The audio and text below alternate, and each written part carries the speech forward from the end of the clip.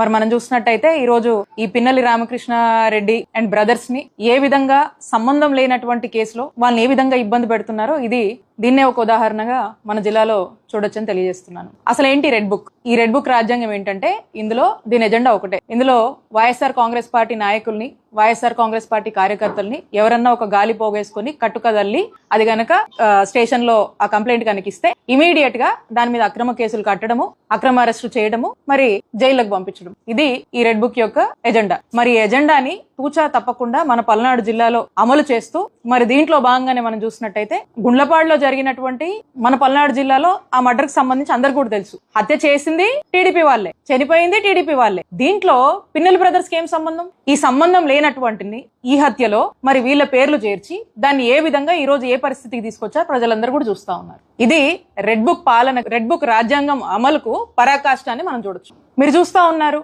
మన పల్నాడు జిల్లాలో ఎంతమందిని ఇబ్బంది పెట్టారు, ఎంతమంది మీద అక్రమ కేసులు కడుతున్నారు, ఎంతమంది జైలు పాలు చేస్తా ఉన్నారు. ప్రోగ్రామ్ లో యాక్టివ్ గా కనిపిస్తే చాలు వేధింపులు పిలుస్తా ఉంటారు. స్టేషన్ కి పొద్దు నుంచి సాయంత్రం దాకా కూర్చోబెడతారు, అక్రమ కేసులు పెడతారు, అరెస్టులు చేస్తారు, బెదిరిస్తున్నారు, కొడుతున్నారు, తిడుతున్నారు. ఇంకో కనపడితే ఈ ఊళ్ళో కనపడితే నీ సంగతి తేలుస్తామని చెప్పి వార్నింగ్లు ఇస్తా ఉన్నారు. అంతెందుకు నేనే ఉన్నాను, చూస్తా ఉన్నాము. ఈ సంవత్సరంన్నర నుంచి ఎన్ని అక్రమ కేసులు పెట్టారు, ఏ విధంగా వేధిస్తున్నారు.